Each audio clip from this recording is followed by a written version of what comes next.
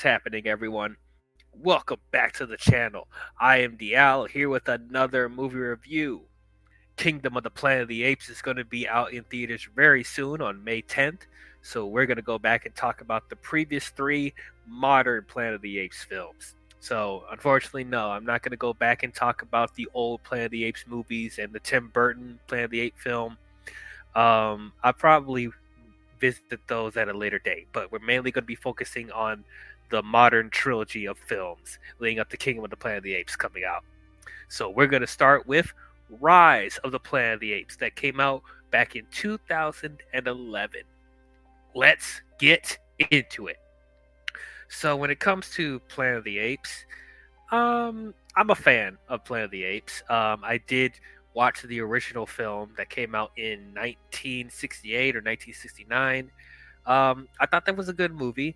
I definitely see its impact on the film industry and stuff like that. There are some things about it that are dated because it did come out in the 60s, but overall, I thought it was a very interesting film. As far as the other sequels, I probably saw like two of the other sequels, but I'm going to be honest with you, I barely remember the sequels, so that's probably why I should go back and revisit them at some point. I did see the Tim Burton movie, the Tim Burton Planet of the Apes remake, and I wasn't a big fan of that movie. I will say that the costume design and the special effects for that film is really, really good, and there's a couple of decent performances here and there, but that's pretty much all I can give it as far as positives. Um, Trying too hard to one up like the concepts and the twists of the original film. So Tim Burton will Tim Burton. So when I heard that they were going to do a remake of Planet of the Apes, I was indifferent about it, to be honest. Because after the Tim Burton film, and I just didn't really have that much interest after that. And I am a fan of Planet of the Apes, but not like a super fan, as I said, because I haven't seen all the films.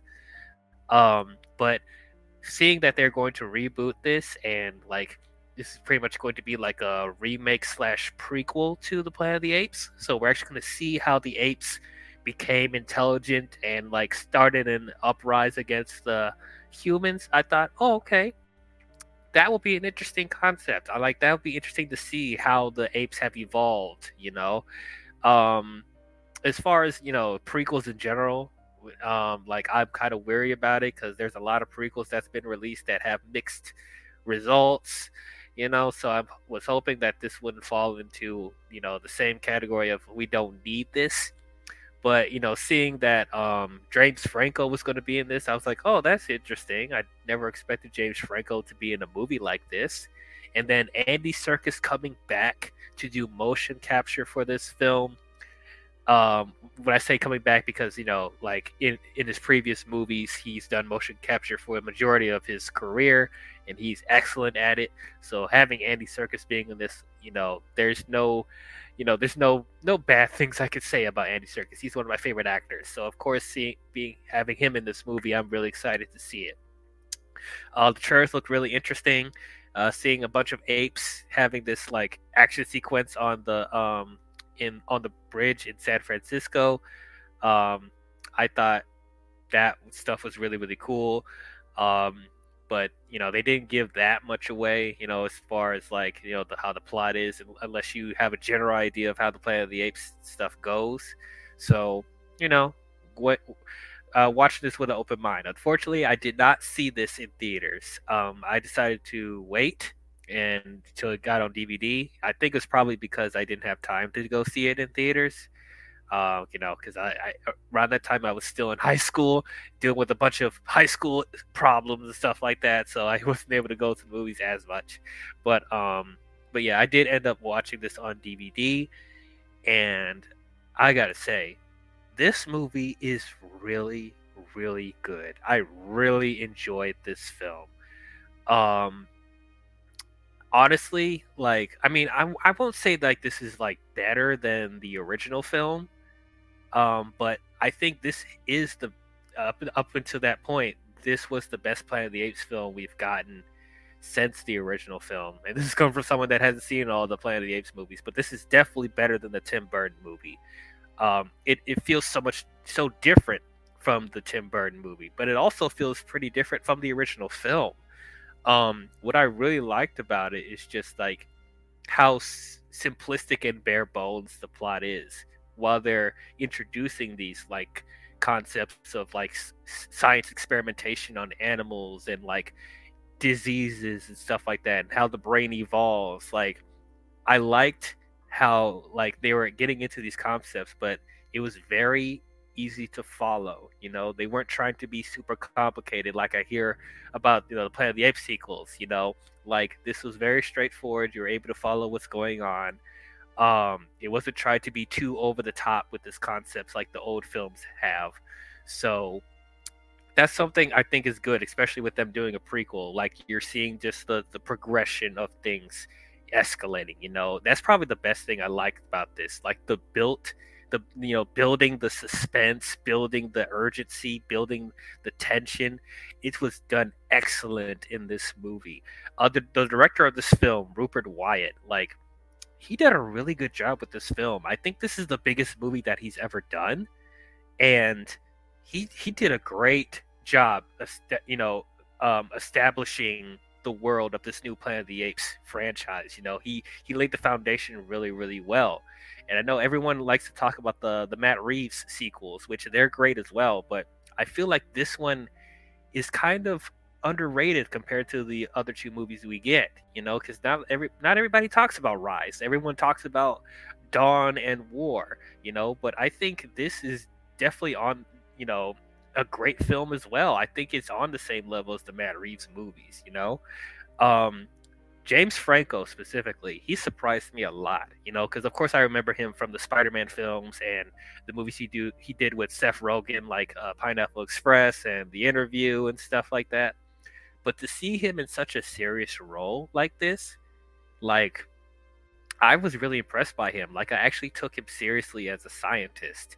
You know, I know in the Spider-Man films they did try to, you know, have him be more of a serious character, but even in the Spider-Man films, he had his really, really goofy moments. There was none of that in this movie. Like I really took him seriously as a scientist, um, and I really cared, you know, about his character, and I really liked the bond that he had with not only Caesar but even his father too, which, you know, he has a whole thing in this as well where James Franco's character is trying to create a serum that can cure Alzheimer's because his father has Alzheimer's, and they're using apes as test subjects to see if, you know, if they'll make the apes smarter and evolve with the brain and stuff like that. And of course, we see how that escalates later. But like, actually, he actually has like a sympathetic motivation.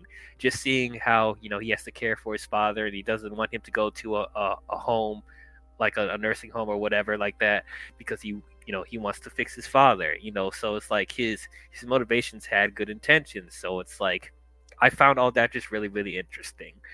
um and then Andy Serkis as Caesar, like what is there to say about it, you know? Because Andy Serkis is fantastic with the motion capture. He always is fantastic. You know, like he's the one actor that I'm surprised hasn't gotten an Oscar yet.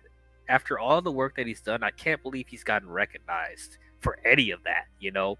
Like, you know, the Academy's really like slipping right now. Like, I think they need to give him like a lifetime achievement award or something. Like, give him something special because he deserves it, man. Because I'll say this, like, you know, of course he's great as Gollum. He's great as King Kong.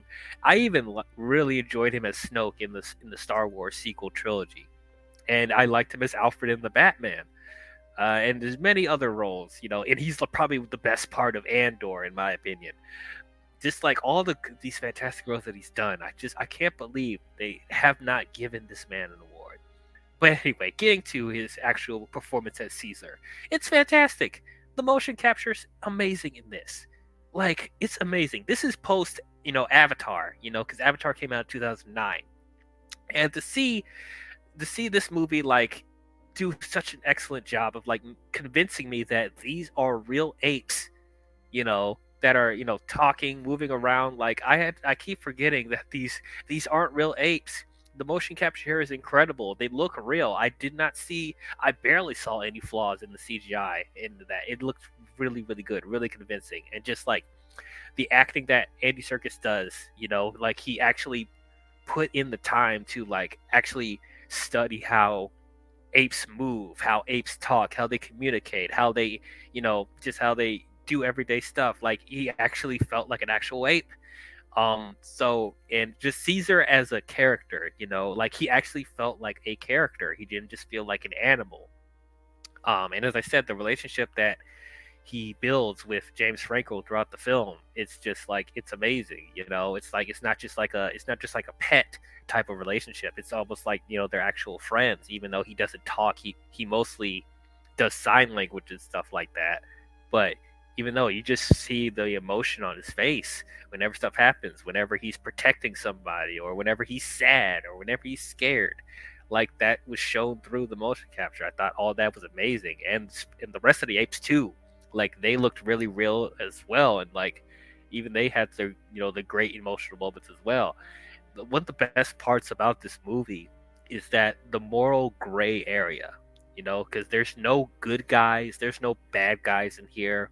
It's just like everybody has their own personal motivation of what they're doing, and they think that they're right. So mainly it's just like there's a balance between I understand why the humans are afraid of these apes, because they have been putting people in danger. The more that the more Caesar evolves with his brain and gets smarter, like it poses as a possible threat to humanity. But at the same time, you feel for the apes because they were never asked to be in this situation. Caesar was never asked to be put in this predicament of him evolving and becoming smarter. He's just surviving, and he's just doing what he does as an ape. But everybody's afraid of him, even though what he's doing, he feels like he's doing what he can to protect his loved ones. It's just, or protect himself. Like I love that morally gray area. There's no bad people in here. There's no there's antagonists and there's protagonists, of course, but there's not like a black and white bad guy, good guy. It's like everybody's trying to protect themselves because of the circumstances that are happening, and that's what made this film multi-layered. So I just really, really appreciated that. Like there's many examples where it's just like the humans like get are scared of Caesar, or like for example when James Franco's dad like has an Alzheimer's attack, whatever, and like accidentally steals the neighbor's car, and then the neighbor gets really angry, which justifiably so, because somebody's stealing his car, so of course he'll get angry and get aggressive with his dad. But then Caesar looks at him and be like, oh, he's trying to trying to harm him, so he goes and attacks the neighbor because he thinks that the dad's in danger. So it's like it's that type of stuff that I just really liked. And just as I said, the building of suspense and urgency and tension is done really, really well, especially with the scene with the when Caesar gets captured in that apes facility, where Draco Malfoy works. Tom Felton was really good, of course, playing his douchebaggy self, very similar to how he was in Harry Potter. But like seeing how Caesar creates a plan to like become like the leader of all the apes, asserting dominance, and then also stealing the canister of the serum that turns the apes smarter, and then figuring out a plan to break out of the facility. And then you get to that crazy confrontation between Tom Felton's character and Caesar, where Caesar says his first word. It's just, even though I knew that was coming, the way they built that up was so good, because like you were like rooting for the apes to break out because they were treated poorly through the majority of this film. And it's just seeing them actually break free. It's like for me, at least, I found myself rooting for the apes by the time we got to the end of the movie. Like that's how good they made us care about these CGI apes, man. It's like it's amazing. It's absolutely great. John Lithgow as the father was really good. He did a really good job portraying how Alzheimer's is, how it affects somebody. So he did a really good job with that. The love interest, Frida Pinto, she was fine. There wasn't too much time to like really build on the romance between her and James Franco, but that wasn't like the main focus of the movie. That was just a side thing, so it wasn't really a big deal. Brian Cox as the owner of the Apes facility, he was pretty solid too. Had his purpose there. David Oyelowo as the head of the company that James Franco works at. He was pretty good as well. I mean, he does the typical like, I don't care about the research, I don't care about the details of the science, just make sure that it runs well. So like we'll be able to get this funding, and it's all about the money. So typical businessman stuff. But once again, I wouldn't say that he's a bad guy or evil. It's just like he's a corporate guy. He cares about the money. He cares about the logistics of things. So it's like he does what a typical businessman does, and I thought that was done very, very well. The overall sequence with the apes escaping was very, very well done. Like, man, it was pretty scary because, like, if you were to think, like, if apes did run amok, like they're very powerful creatures. They're much, much stronger than humans. Like, so just seeing like even though this is like exaggerated a little bit, but like there's some things that the apes do in this movie that they could do in real life, and it's just very scary to think that if apes did get that intelligent, would they become the dominant species on the earth?